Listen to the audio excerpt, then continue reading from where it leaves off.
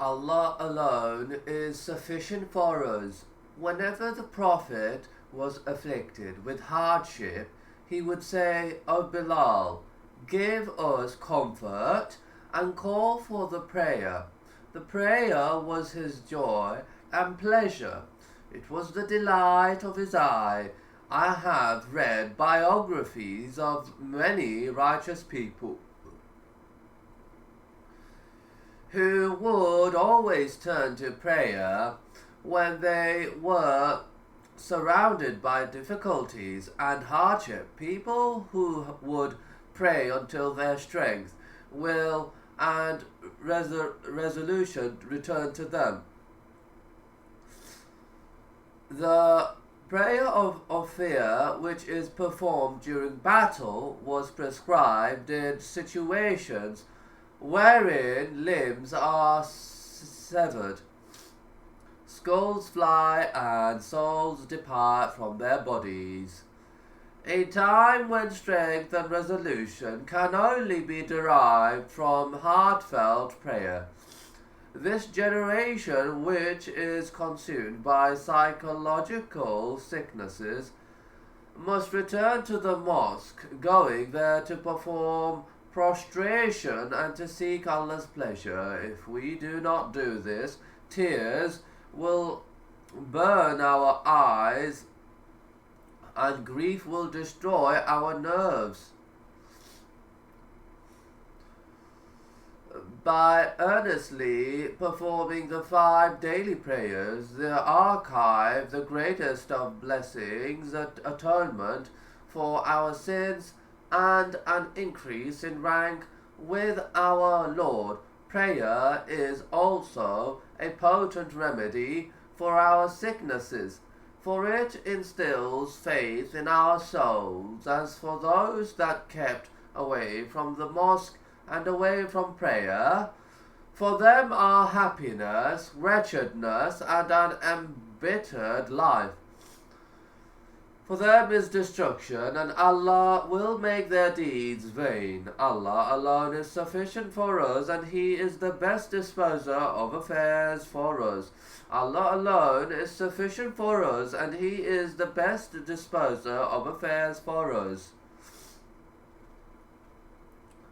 Allah alone is sufficient for us.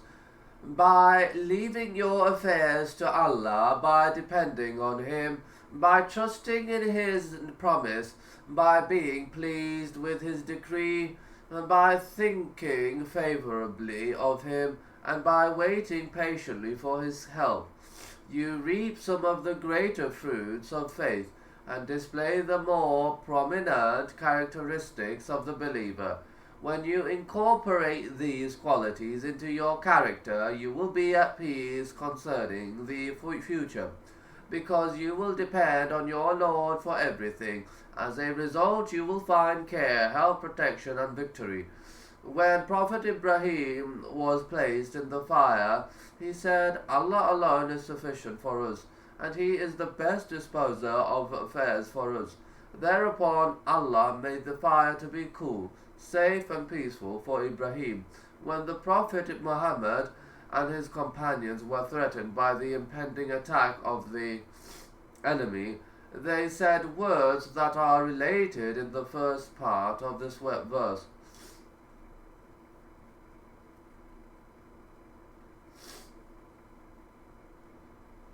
In the first part of this verse, Allah alone is sufficient for us, and He is the best disposer of affairs for us. So they returned with grace and bounty from Allah. No harm touched them, and they followed the good pleasure of Allah. And Allah is the owner of great bounty. No person by himself is capable of fighting against the current of misfortune, nor can he fend off the blows of disaster when they strike. This is because man was created weak and fragile. However, when in times of difficulty, the believer places his dependency and trust with his Lord, he knows that all difficulties can be overcome. And put your trust in Allah if you are believers indeed. O you who wish to be sincere to yourselves, depend upon the Almighty, the All-Rich, to save you from calamity and disaster. Live your lives according to this precept. Allah alone is sufficient for us.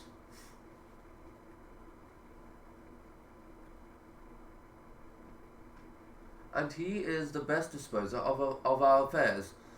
If you have meager means, if you are deep in debt, or if you are in any kind of worldly difficulty, call out, Allah alone is sufficient for us, and He is the best disposer. Say, O Muhammad, travel in the land of our affairs. If you face your enemy and are alarmed, or if you fear the misdeeds of the oppressor, say aloud, Allah alone is sufficient for us, and He is the best disposer of our affairs. But sufficient is your Lord as a guide and helper. Say, O Muhammad, travel in the land. Say, O Muhammad, travel in the land. There is one activity worthy of mention here, because it both gives pleasure and removes dark clouds that may hang over you, namely, for you to travel through the lands, observe the open book of creation, and appreciate all of its wonders during your journeys. You can see gardens of splendor and beautiful green meadows. Leave your home and contemplate that which surrounds you.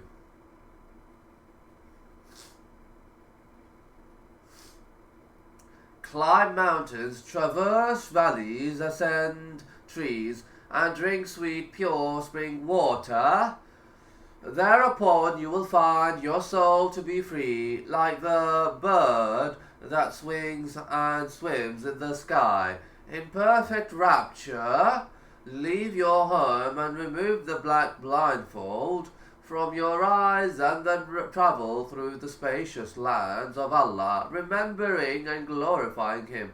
To isolate yourself to the confines of your own room, while passing the hours away with lethal idleness, is a certain path to self-destruction. Your room is not the only place in the world, and you are not the sole inhabitant of it. Then why do you surrender yourself to misery and solitude? Call out with your eyes, ears, and heart. March forth whether you are light, being healthy, young, and wealthy, or heavy, being ill, old, and poor. Come recite the Quran beside a mountain brook or among the birds as they sing. Patience is most fitting. Traveling to different lands is an activity which doctors recommend, especially for those who are feeling downcast, constricted by the narrowness of their own rooms. Therefore, go forth and find delight in travelling, and they think deeply about the creation of the heavens and the earth, saying, Our Lord, you have not created all this without purpose. Glory to you. Patience is most fitting. Those who meet hardship with a strong bearing and a patient countenance are in the minority, but we must consider this, though it may seem obvious. If you or I will not be patient, then what else is there for us to do? Do you have an alternative solution? Do you know of any provision that is better than patience? Those that achieve greatness have to surmount an ocean of difficulties and hardship before finally achieving success. Know that each time you escape a difficulty, you will have to face another. Through this constant conflict, you must arm yourself with patience and a strong trust in Allah. This is the way of the noble-minded. They face difficulties with firm resolution, and they wrestle hardship to the ground. Therefore be patient and know that your patience is only through Allah. Have the patience of one who is confident of forthcoming, is of one who knows that there will be a good ending, and of one who seeks reward from his Lord, hoping that by facing difficulties he will find expiation for his sins. Have patience no matter what the difficulty, and no matter how dark the road ahead seem. For truly with patience comes victory, and with difficulty relief follows close behind.